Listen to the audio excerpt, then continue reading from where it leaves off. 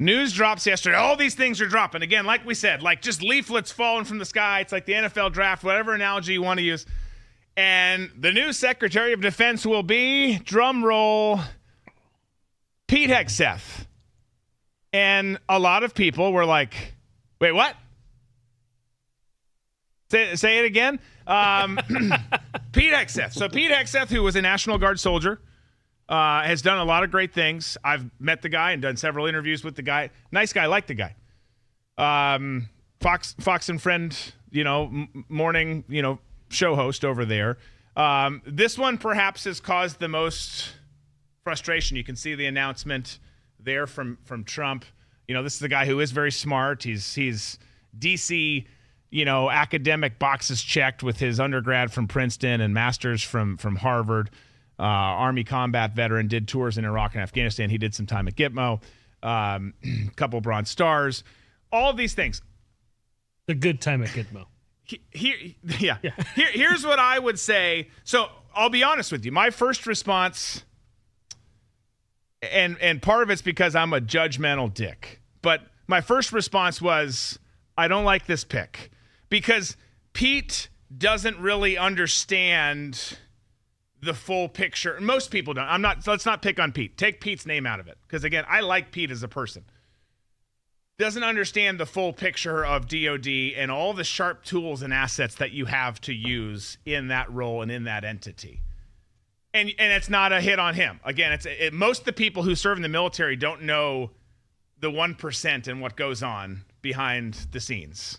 They hear about this special operations or that special operations unit and think that that's like the top of the top, and then don't have any clue that there's this whole next area where everything happens.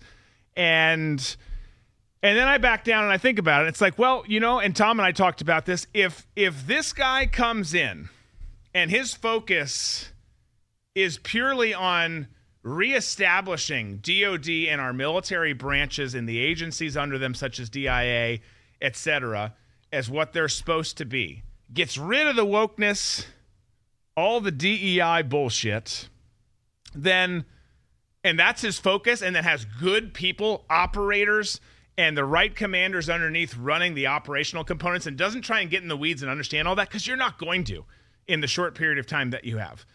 But if you focus on reestablishing the identity and the brand of our services are better than yours, and we will kick your ass 7 days out of 7, then I think it could actually be good, because he's young, he's hip, he's different than people who have been in this role in the past, certainly than who we've got there now. Anything's better, to be clear, than what we have there right now. But I mean, he's like eating donuts and masturbating right now, probably in the back of a sedan somewhere in DC. But I think I've come around on it. If the approach is taken the right way, and this is true for anything, I think it could be a great pick, because and then we'll talk about it. Pete was on Sean Ryan's podcast, which is ultra popular right now, and he was talking about fixing DOD here. If he does what he talks about here and focuses on this and doesn't get in the weeds, then I think he could be a great pick.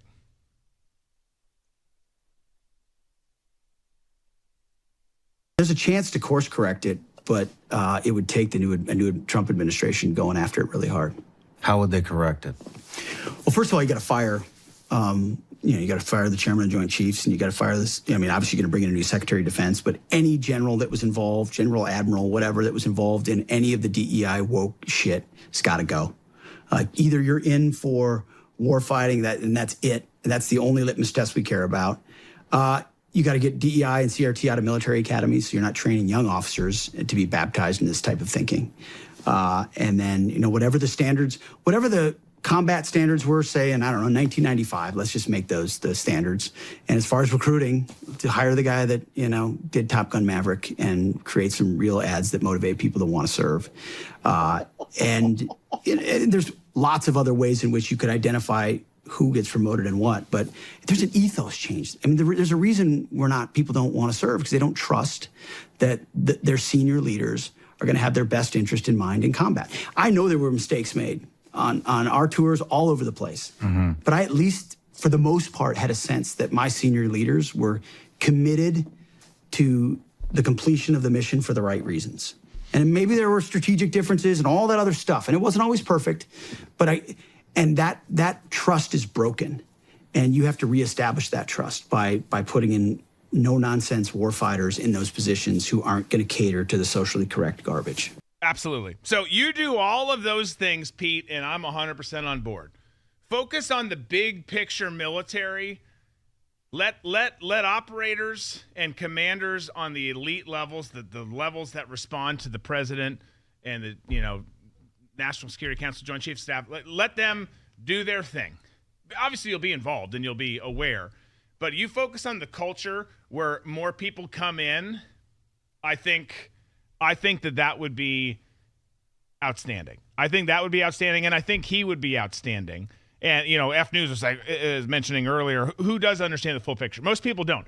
But the point is for the super pointy end of the spear units, again, some of you guys have heard of some of them. Most of you guys don't even know of some of the others that are out there. Don't get in the weeds on that. Let them do their thing. Take credit for them, by all means. But let them do their thing and build up a generation so you have more who are going into those units who actually get the real shit done across the globe. And fix this culture thing, because the culture piece is the biggest part. We've got to change that. I've told people, I've said it on the show multiple times, don't sign up. Don't sign up in the military. Don't enlist. Don't apply to work for the agency or for this organization or this one right now, because while it can be the best job on the planet, it's not right now. And if we get this fixed, it can be again. And a lot of the things he's talking about, right down to is cliche, or some people might think it sounds corny. Absolutely. Do you remember the recruiting wave after the first Top Gun? Yeah. There wasn't a person on the planet who didn't want to be a military aviator after that beach scene. Playing with the boys, baby.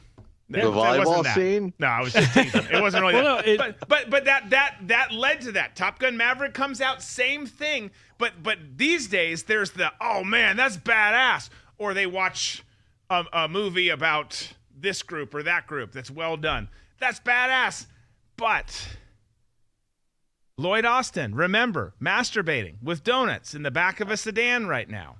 I hate that guy. Teaching you critical race theory.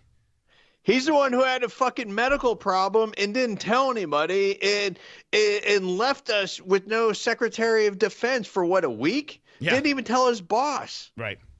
I can't stand that, man. We got some breaking news if you want to hear it. Yes, please. Breaking news.